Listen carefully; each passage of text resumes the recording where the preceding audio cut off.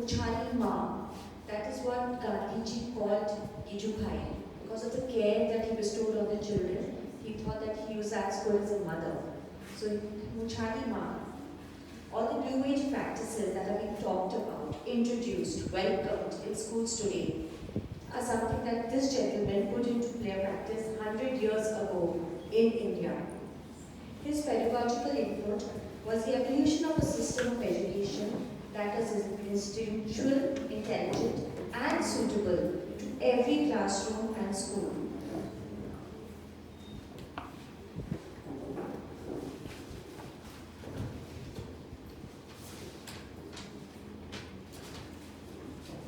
Gijubhai believes that schools ought to implement a democratic system of teaching children that encourages change-making, critical thinking, and freedom. He himself studied in a school that traumatized him, and when his child was born, he could not bear the thought that 7 hours every day would be pure torture for his child. The Macaulay system of education had made education egalitarian, but it had made it rote learning. Gijubhai used stories, music, dance, travel, and the playground to create a unique pedagogy that was intuitive and child prioritized. His headmaster reluctantly allowed him to experiment with Divya Sapna that Gijubhai had seen, and after Gijubhai promised that his children would sit for the same exam as the other children after completing the year's academic curriculum. Obviously, it was not easy to change things overnight. Children had only been exposed to drill and grill, to punishment, to the stick. So everything was about exams. Understanding and fun was nowhere part of the school day. First day of his school as a teacher, it was a disaster. He could not control the boys, and they mocked him. Next day, he started by telling them a story. And then he asked them, do you want a holiday the next day or do you want another story? And they all chose story. Between magic and freedom, everybody wanted magic. And thus Gijubhai taught them maths, English, geography, hygiene, everything, morals, all through stories. He was inspired by Maria Montessori and her methods and wanted to implement the pedagogy even beyond the pre-primary years. This book, written by Dr. Swarnim and Vinita, gives us an insight into this school revolutionary. Now, having understood what Gijubhai's book and methodology was about, we have with us some very distinguished panelists who have been in the school education for so many years. And today's workshop is an attempt to understand how stories can be used to bring about a change and make learning much more interactive, much more meaningful for our children. So, Pratiti ma'am, should I begin with you? To encourage higher order thinking skills, I think that is something that can be done through stories. In each instance, I'm going to direct the question at any one panelist, but if any other panelist wants to join in and have their own ideas, please feel free to do that. And please give us as many real-life instances as possible, because that is where the true learning is. In this room is full of educators, teachers maybe, who would love to take those things back and implement those in their classrooms. So, ma'am. Thank you, Swati. Let me first thank Swarnim. This is the first time I've come here. And so thank you so much for that. I really wanted to see our school, such a lovely school. And also ECA, looking at the primary children. So first let me tell you that my experience mostly has been with senior children and not with the small children. But yes, I must share with you, I have experience with small children quite some time back when I promoted a pre-primary school, and that experience was very, very different, I really did not know how to manage these children. I had to sit in front of them and see how they were reacting, look at them straight, and see their action. Now, to answer your question, high order thinking skills. Can we do that? Of course we can do that. Why not? Because story is something, whatever culture we belong to, but story has always are, from wherever we are. But I think we all love to hear stories. And looking at our childhood, we used to have this concept of grandmother, grandfather, uncles, aunts, who used to actually put all the children together, gather them together, and tell us stories. And as adults also, if we see, we still love stories. And how do we see that? We see through maybe some TV serials, through movies, because we love stories. And when we are talking about stories, that means there are three things there. One is the beginning, one is the middle part, and one is the end. So these three things are there. So when we are looking at these skills, we look at the cognitive skills, we look at the emotion, we look at the psychomotor skills, and these three things definitely we can do as teachers. How do we do it? I think we just now saw these children were acting. So the grandmother was telling a story, and there were some things which were done on the stage. So that was a pre-planning that we did, which took us to our imagination. Think that even this was not there. We would be imagining. So the teacher can put things, or make an environment that, okay, just think about a winter night. So everybody would be thinking that, many of us, I'm talking about my age, we were used to listening to radios. So when we heard the stories, the radio, there used to be some, I don't know whether you will remember, was it Borolin? That used to happen on a Sunday morning. And I remember listening to it because the stories would be for half an hour and it would be lovely, So every Sunday we would be listening to the radio. So we would imagine how, things would actually be. So that imagination the teacher has to create. And that can be done. And then when the teacher actually starts telling the stories, which we saw the grandmother doing, and interacting with the students. So when you interact with students or interact with your family members, you're actually involving them. So they also become part of that. And they were also putting their views. And they were also allowed to question. Because they had some knowledge.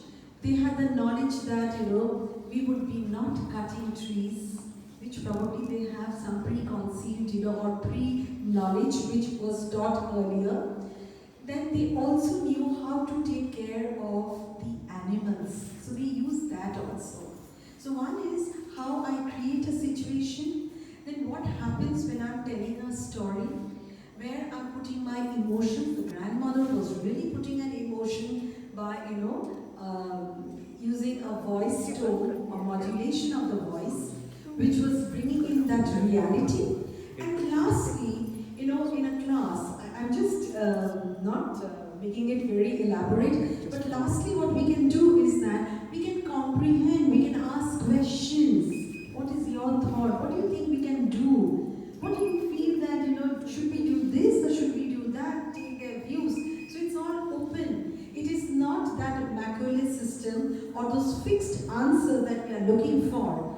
As you're saying, trauma, yes, I think we have all experienced this trauma because whatever our teacher would put up, we had to follow that. I have, once experienced a question answer in history, and when I wrote that answer, I was given, this cross. So obviously I went hunting for that answer. And I went to a student who was going to a teacher for private tuition. And she told me, if you write this portion, then you get a correct answer. Which actually was not convincing for me. Why should I write that answer? Because you can also have an alternate answer. But this kind of openness was not there. But today we are open to so many things. And I think this storytelling method would actually involve the class, which the baby. And I think with digitization and with digital technology, we can really make wonders. Have I answered your question? I think you might also want to add something. Since ma'am, you're talking about higher learning skills, spoke about that. So I thought, if, say, for example, if I have to give you an example of Ramayana, that Ram was asked to go to the exile for 14 years. Now there's a story there, and we say, okay, Ram refused to go. He said, no, I will not go. So how do you apply your previous knowledge? How do you analyze it? How do you synthesize it? How do you evaluate it? That becomes your high order thinking skills. Had he not gone, what would be the consequence then? What would be the outcome? How would Kekai, what would she do? What would happen to Bharat? How would the entire empire, how would it run after that?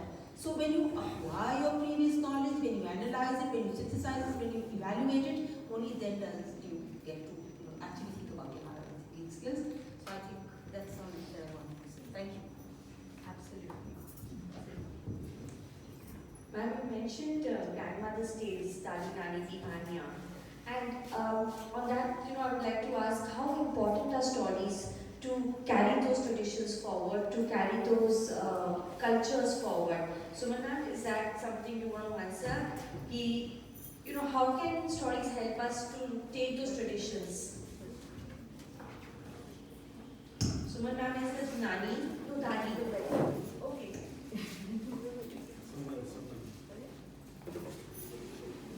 Ma'am आपको करना तो आप कर दो नहीं आप बताइए Okay, so for Nani Dadi stories, I would say we talk about social emotional learning now. And I think social emotional learning actually was happening at the time when the Dadi Nani could give you a tight hug and say, come sleep next to me, and then, we would, sleep with Nani Dadi and listen to stories. Now there are some stories, I don't know if you remember them or not, there is one story called Eidgah. Suniye Eidgah की story. So Eidgah जो story थी उसमें क्या था वो एक छोटा बच्चा था, and then he went and bought that चिमटा for his नानी दादी जो अपनी मम्मी के लिए वो चिमटा लेकर आया था. And I cannot tell you how impactful that story was for me, because I could never ever forget that you have to be a little, that empathy has to be there, and you have to understand what the others are doing for you and what can you do in return for the others. Another thing is, एक और कहानी थी हार की जीत, पता नहीं किसी ने सुनी है कि नहीं. सुनिए हार की जीत कहानी. उसका इम्पैक्ट बहुत था मेरे ऊपर. उसमें there was this Baba Bharti and there was this खड़क सिंह. एक डाकू था खड़क Singh and there was this Baba Bharti. And he had a horse called Sultan, and that Sultan was the envy of everybody, because Sultan used to, run like, he used to actually fly the horse. So Khadak Singh hated the idea that he didn't have Sultan. So उसने चोरी करके एक बार he tried to take Sultan, but Sultan would come back. So he got very angry, and one day he pretended to be a leper on the roadside. He was lying there, and इधर बाबा भारती आए on this thing on his Sultan. So उन्होंने कहा कि क्या आपका क्या हुआ है? So he said, look, I can't travel and I'm very ill. So Baba Bharti helped him on the horse, and वो उड़ाकर उसको ले गया, horse को ले जा रहा था. So then Baba Bharti ने उसको 1 minute के लिए रोका, and he said, look, you've done something to me. He said, ले जाओ, but what you've done to me, don't do it to anybody else. He said, why? He said, लोगों का भिखारियों पर और गरीबों पर से विश्वास ही खत्म हो जाएगा अगर तुमने कभी भी ऐसा किया, तो किसी और के साथ ऐसा नहीं करना. So these are things, there's so much of moral values that were taught to us at the time when we were little kids, and I think that is how we've grown up. और दादी नानी की कहानियाँ तो कभी भूलेंगे नहीं. Short stays. We learned the values, through एक और बात बता दूँ. मैं आपको एक और बात जो मेरी मम्मी ने मुझे सिखाई कि वो the boy who cried wolf, है ना? तो उन्होंने कहा देखो बेटा झूठ नहीं बोलते हैं, ये नहीं करते हैं, the boy who cried wolf, उसमें ऐसे. लेकिन मैंने उनको क्या कहा कि मम्मी जब उन्होंने कहा वुल्फ जब उसने झूठ बोला तब तो सब आ गए, जब उसने सच्ची बोला वुल्फ तब कोई नहीं आया. तो क्या हमेशा झूठ बोलना चाहिए? See, this is how your mind works as a child. So that's it. Thank you. And even teamwork was taught, through stories only. That if you are one stick, then you break. And when 10 sticks are put together, then you do not break. So it was basically team, that we were talking of. But these things were taught when we were small. We probably, are able to relate and apply now, but it was taught. So that was also grandmother's tales.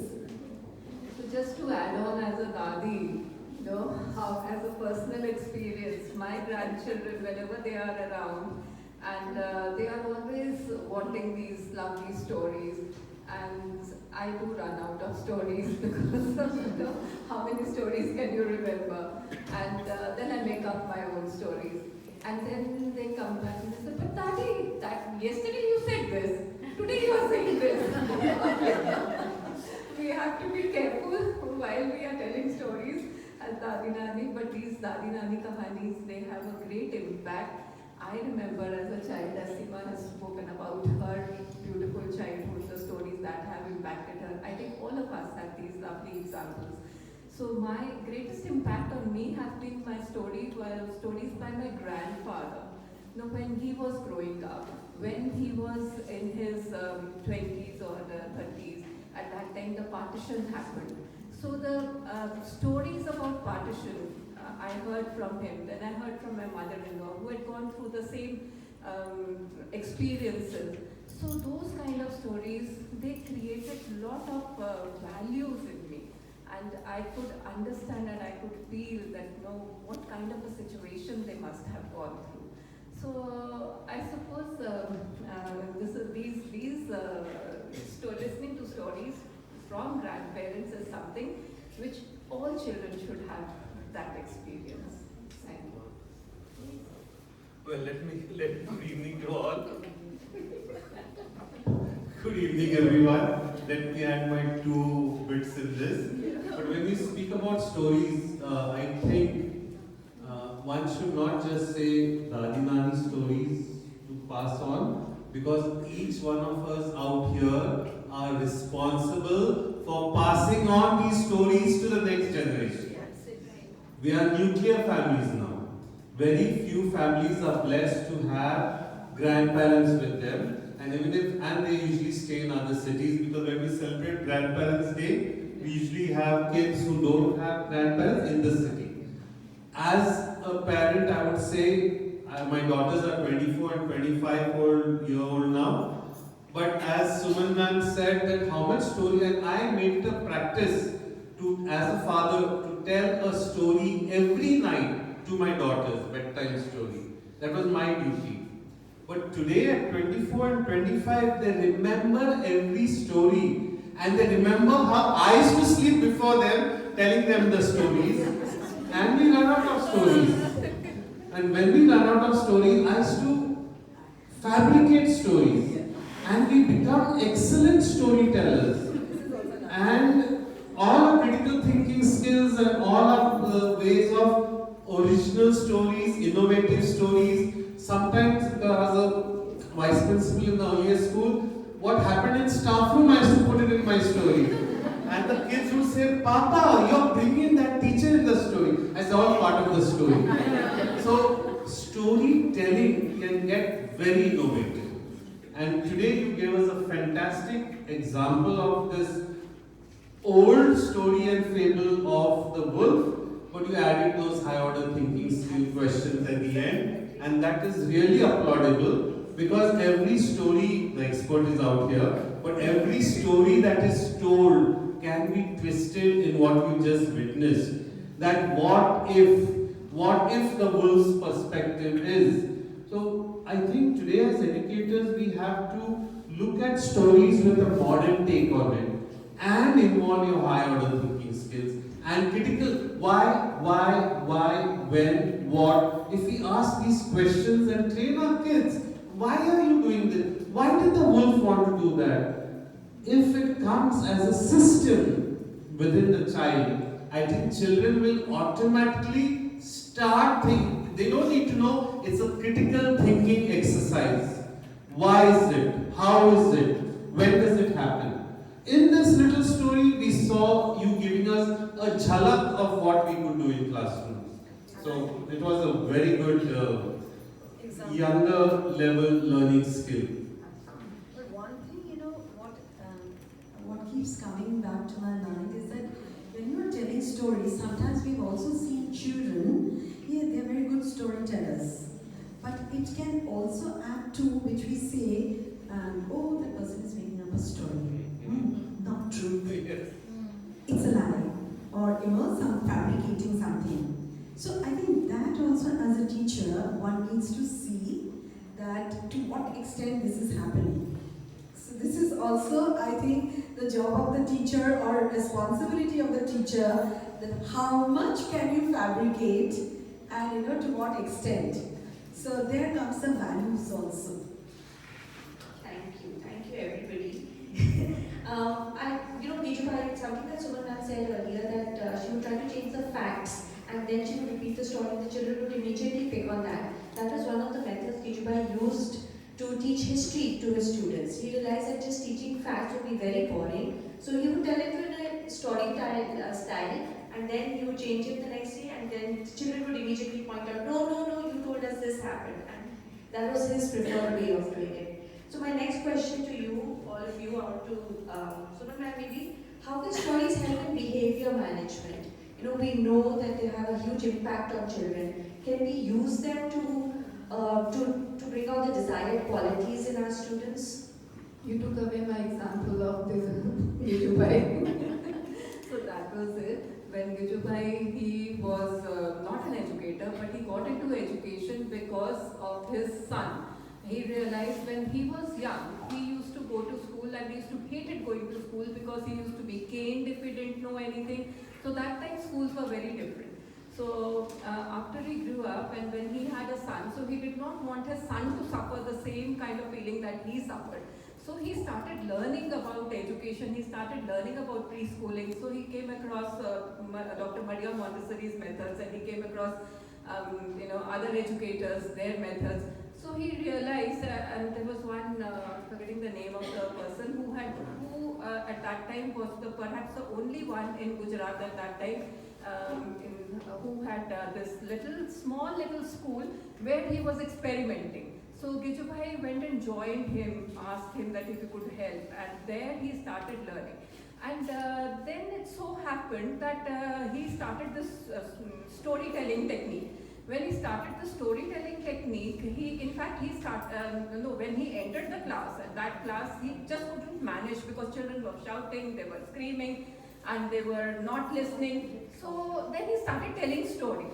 So when he was telling the story, then he realized that he had captured their attention. So that is it. That was the technique then he used, and he started using this technique for teaching anything and everything. And it became a very successful technique. So stories can definitely help in behavior management because this example is there. And we also, I'm sure as teachers, you feel that when you are teaching in the class and you're not gaining attention, you start telling children a story and you start telling the facts through the story and how well you gain their attention.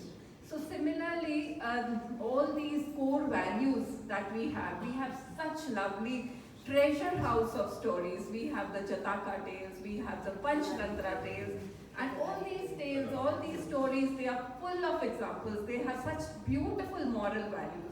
If we can get hold of these stories and if we can tell these to children, and they have that impact, and at all points of time in their lives, they do remember, and when they are faced with some critical situations like they see in the stories, they remember and they go back to those stories and they take example from there, and they can change their behavior management, and they can these values that are their core values of sharing, of tolerance, of empathy.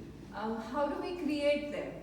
Just telling a child be empathetic, be courteous, that's not it. We cannot bring that change in them. That change can come in through the stories. And when they go through that, and especially for this character building and for behavior management, these stories of the picture stories, the picture books, they are very, very impactful, because when children go through that maze of those pictures, of that imaginary world, they travel through that and they reach the real world. So there the impact that happens, that is, I think, immeasurable.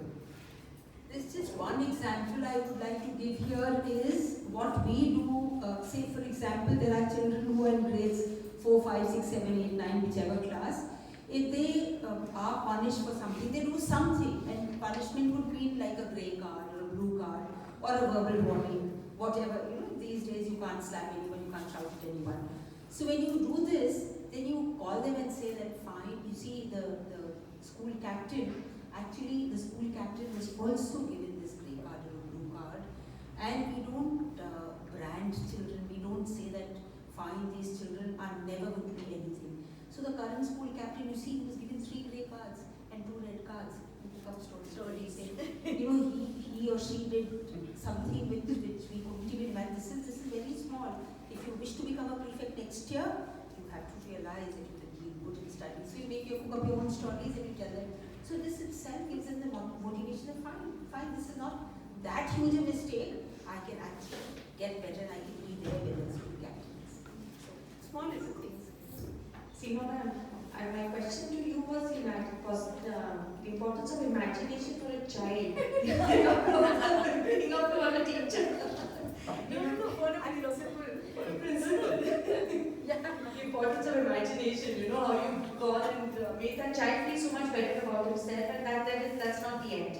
There is so he can just come back. So again, another word that Kijubai has given us is that they need neither praise nor reward, because satisfaction, fulfillment and activity are all one. So the children didn't need any external thing. But for some reason today we've all got caught up in this competition culture where we feel that for one person has to be better than the other person. We're not trying to exceed my previous self, I'm only trying to be better than somebody else. Why has this kind of competition culture stepped in? John sir?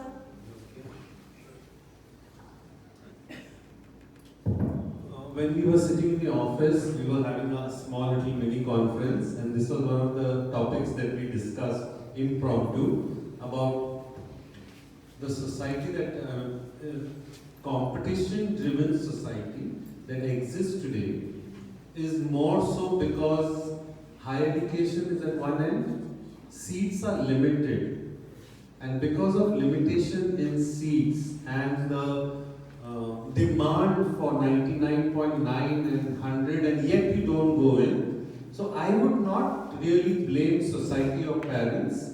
It's demand and supply. All of us out here certainly do not want competition to that level that gets unhealthy.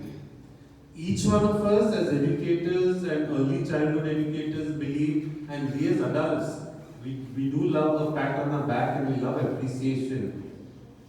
But parents, unfortunately, get caught into that rat race right from a young age when we have coaching institutes coming into schools and wanting to start coaching for IIT from grade 5 and grade 6 and encouraging, and there are institutions which do encourage coaching from grade 5 and 6 and coding from class 1 and 2. I mean, where is the focus going? So there is so much of interconnectivity within this. First of all, I look at it as demand and supply. Why this education process is happening is because every parent wants the child to get the dream job that the parent thinks it's a dream job, not what the child wants. We've all gone through issues and cases where we have to encourage the parents to look at a specific child's outlook, perspective, and what that child wants to do in life, and what that child feels is to be successful and happy. But they feel I'm not going to repeat all the stereotypical professions that one needs. So that's where the competition comes in. But competition also is setting in right from grade 1 or pre-primary, where you have a race and then parents say, why my child? They fight because they want their child to be first, and they're a little sack. It's not about skills. It's not about confidence. It's not about the soft skills that we'd like to give our children and participation. It's that child pushed my child down, others my child. So it is a competition-driven society. And I think yet we as educators have to encourage parents to go beyond the competition. It is a uphill task, but it's not impossible. If each one at their level keeps encouraging parents and focusing on the attributes of a child and making my common statement to many parents is, you have a 800, you know Maruti 800 and you know a Mercedes Benz or a BMW.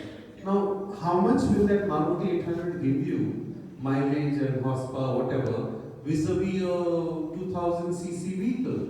So there is a difference.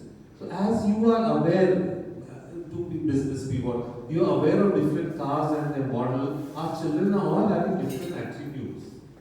So each one performs to the best of their abilities. And so we as parents should appreciate my child is doing his or her best, rather than the class average or the class best. And I think as school heads, we all have practices in place where we do encourage a lot of activities which are less competition driven, but at the same time, as they get into senior classes, they need to understand the importance of each mark and to get into universities and merit lists and to top the boards, and I mean the whole focus changes. So they learn to adapt, and we have to tell them that it's not the end of the world if you fail in the subject. I strongly believe that in this whole process, we have to encourage our children to also accept failure.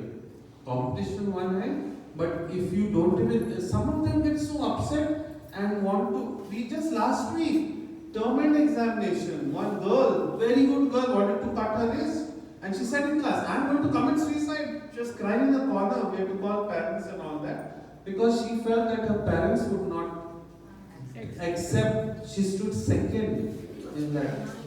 It's a term end exam, not even a board exam. And the parents said, we didn't say that, whatever. But this is happening on a daily level. And we are all facing these crucial stress-related matters due to competition.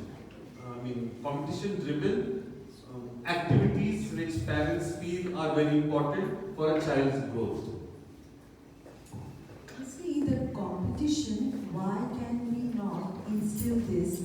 The competition should not be with someone else. It should be with yourself. Today, if I have walked 2 steps, tomorrow I target to walk another 2 steps. That can be taught. This is one thing. We were talking to this country, Japan. When they came here, they refused to have any kind of collaboration because they said, your children are so competitive that that's not our culture. Because we don't compete in this way. And that's against the culture, you see. That's why I'm saying even what you're saying, the marks. The marks is, okay, today if I have got 20 out of say 50, I can, compete with myself and say, okay, next exam I should be getting 25. That I think is something which should be taught. And it is not only with the children. You will be surprised, if I tell you, I had this musical group, where all adults were part of that group. I will be surprised to get emails saying that this person is going to sing for 4 minutes. I'm going to sing for 3 minutes, 7 seconds. So you have to give me this extra time for singing. I had to really explain hard, saying that whatever you do on the stage, whether you sing 2 songs or whether you sing 1 song, if you can touch the heart of the person, they will just remember you. You don't have to sing 6 minutes or 2 minutes so this was a competition. I'm talking about adults. So maybe our society is like that here. So we need to change the society. And we can only change the society by changing our thinking pattern, changing our way of how we can compete. So the competition, I think, should be with our own self only. And also taking that uniqueness through stories, I was thinking this multiple intelligence that we talk of, that also can be brought in, looking at what they are unique at and how we can actually brush up that uniqueness in them and making them very prominent in those areas, because all of our learning styles are different. I was just going to add to this. All three primary teachers here will agree. They will be facing all these problems you must have all faced. Parents coming with you, mothers, the group of mothers with the next and another child's exercise book. This child can write from A to Z. Why can't my child write? So these are the competitive spirit starts right from early childhood, which we need to curb. And if you read their WhatsApp the groups, you had it. You wouldn't be able to run the school the next day. There was a joke, when the teacher, the pre-primary teacher is writing CAT and she's writing MAT, and then the parent comes and they say, oh, they're preparing them for those higher exams already. That's great. So that is where we almost reach. But technology is also a form of storytelling. But sometimes it can become too much, or sometimes you're not using it enough. How can it be used in our classrooms, and how much is just enough to bring around the story to the children, to explain the curriculum to them? I think there is. Would you like to answer that? Please go ahead. See, anything has evolved. Technology also has evolved, and that is a facility. It's a tool, and we have to use it to the best way, which supports our objective. If our objective is imagination, then definitely we are not going to show that. Because then we will ask the students to listen to it, because I'm sure all of us, have some that, imagination when we read a storybook. We have imagined, how things are going to be. But when we actually go and see a movie which the director has made, the director has used his or her thinking and has put the designs accordingly, which may not match ours, because we must have thought something different. So again, I'm saying that digital technology is a tool. It should be used in the best way to help us, not replace anything. So that we need to think whenever we are using And it. also, I think technology we have to keep in mind when we are using it, that it is, as you said, it's a tool. And also we have to remember that we have to use age-appropriate technology. Something which is appropriate for the age of the children, especially this is for the pre-primary teachers. And also, technology should not be a passive babysitter, their babysitter for the child. That you switch on the technology and you do whatever you want to do, and the child will learn. And if you are able to use technology in the right way, I think it is a wonderful tool, especially for language development at this young age. So if it can be done in the right way, it is really good. I think just one sentence that we talk about making thinking visible. So if you have to make thinking and acting visible to people, so you think, you imagine and make it visible through technology, and I think that would help our children to understand better. Yeah, I just wanted to add this, I'm just talking about again my experience. I was an economics teacher teaching 11 and 12 and above, So every day, whenever I was teaching these costs and everything, I had to go and draw on the board. And that would take time. So what you're saying, that some things which needs to be visible, it has to be there, so it is there, So I don't have to again keep repeating that, which is there, and it becomes easier. So it should be used as a facility and as a tool to help the teacher to explain things. Thank you. Johnson, anything you would like to add? I would like to add here, I was just going back to my teaching days when I was teaching in college. And at that time, we didn't have so much of technology. I feel that these kids today are so fortunate, and these educators today are blessed to have technology at their fingertips.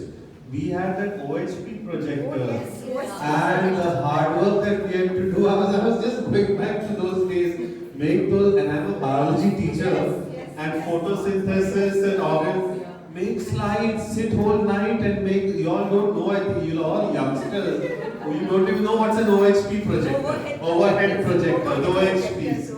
And having a OHP was, wow, a boon. So to teach in college with an OHP, but I had to have my slides ready, make those transparencies, and then I could, okay, now next, okay, lift this, put this. So, as batches and as years evolve, technology evolve, but the teaching fraternity has to, you as Suman ma'am rightly pointed out, use the right technology at the right stage. But I felt envious when she just said that, I mean, I wish I could go back to my college teaching days in college, because I started my career with 100, 200 kids in front of me, and if I had this technology, I would have been so much happier. Made our life easier. Yes. Okay. Now, from college, we're going to come back to pre-primary and find out what is the importance of play, because that is another area which Gijubai really emphasized on, that play fertilizes growth. And Suman ma'am, you already given workshops on play, so if you please. Well, to talk about play, ECA supports play in a big, big way. And we have a play policy which is very much in place, and if schools could adopt that policy, you would really find it very, very useful. So play, unfortunately, with parents, it has become an extinct thing and a four-letter word. So we need to make parents and especially understand that if a child comes to school and the child goes home and says, parents, you know, the first thing that parents do is when the child comes out of the class, they pick up the bag and they say, Ashki ki hoyeche, Ashki ki koreche. And the child says, Ami khela koreche. And the parents get upset about that. So that mindset has to be changed, that parents, they have to understand that play is the work of the child. So children are learning through play. This is very important for us, all of us to understand. And as far as play goes, there's a few things that we have started in our school. What we have to change the mindset of the parents again. Every month we are inviting parents to come to the school, to come and sit in the class and to do activities along with the child. So they understand that if a child is playing with the blocks, so that means the child is learning. He's learning to make a train. He's learning hand and eye, finger coordination. There's so many different skills that are being developed. So those kind of activities when the parent is doing with the child, so the parent is understanding the importance of play. So we have to bring back this importance of play, because I think this has not been in our culture. We have all grown up till 4 or 5 years of age. We were just playing. I don't remember, being cooped up in the house and doing activities or doing Coloring and this, that, and the other. any kind of written work at that age. I remember I was always out in the playground and I was climbing up trees, and if I was reading books, I was sitting up on the tree and reading a book. So those kind of things we have to understand, and parents have become, I'm really sorry, I'm going on criticizing parents, but Actually, the boys, you would see playing on the ground, playing football, actually falling on the mud, and then coming back home. I think that was a different kind of a life. But now we have actually made them robots. And sitting and only playing with their video games and this. So we have to change again. So as educators also we have to realize the different kinds of play that are there. There is imaginative play, there is solo play, there is, and all different stages of child's life, they have different kinds of play.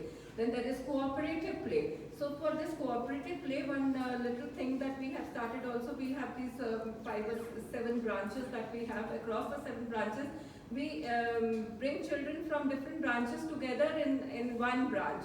So that, it's not only in the classroom or that they are able to mix with each other and social skills are developed, but also across branches when they come together, they have a different environment, a different scenario. So a lot of these kind of activities can be done, and then there is also this play, which is the role play. Role play is a great form of learning. So if we can have small centers, that play centers inside the classroom. So there, let the children just get up and go and play whatever they want to do. If you have a little small kitchen set there. So you will find that very soon children are making tea, they're serving each other, they are enjoying. So these kind of activities, they are playful activities, and learning is happening at each and every step when the children are playing. So again, in the play policy that the ECA has, there are a few words which have been mentioned, and through those words, when we are making lesson plans, when we are making for the curriculum, when we are forming a curriculum, so those words, if we keep them in mind, like squeezing, touching, or pushing, pulling. So these kind of things which are there. There's a huge list. I can share the link, and you can all see that link, and you can see there is almost about 40 to 50 words which are there. All these actions. If these actions teachers keep in mind when they are making their lesson plan, so you will realize that you have covered a lot of playful activities and learning is happening. So at this stage, we need to develop their skills and not their academics. So that is very important. Thank you. Absolutely. We can really keep going on, but time is always a constraint. So any questions from the audience? If anybody has anything they would like to address to any panelist or a general question? See, before we leave, I have to tell you something. Please, ma'am, by all means. I was waiting for somebody to ask me a question, what would happen? How would you tell stories in such a dry subject as chemistry? And I thought, You were not asked this question because it is ECA conference. I'm so sad, I never thought it was only ECA conference. So even in class 9, 10, 11, 12, now what is this?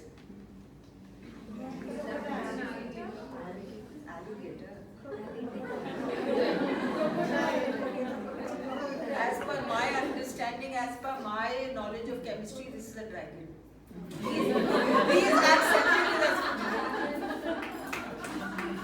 Please accept it as a dragon. And in class 9 and 10 also I show them.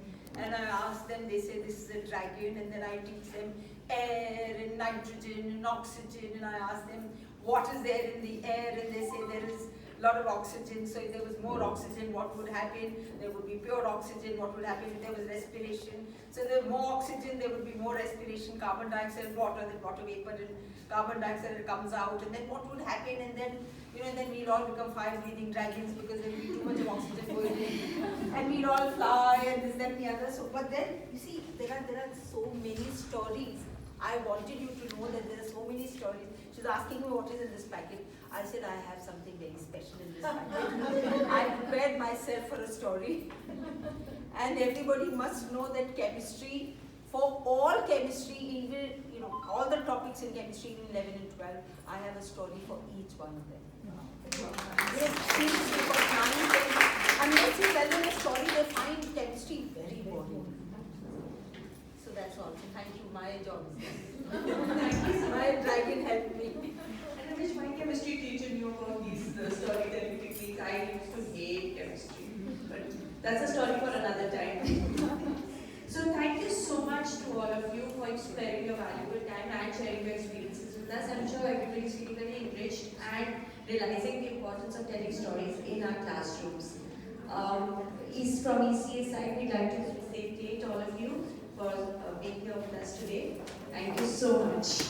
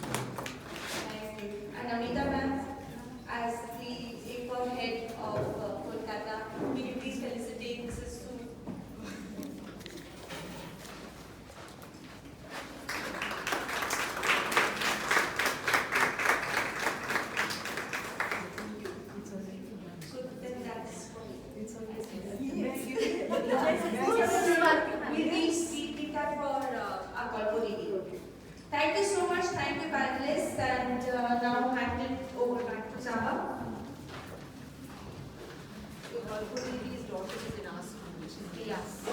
Okay. And Bias is another storyteller. From all friends, he goes really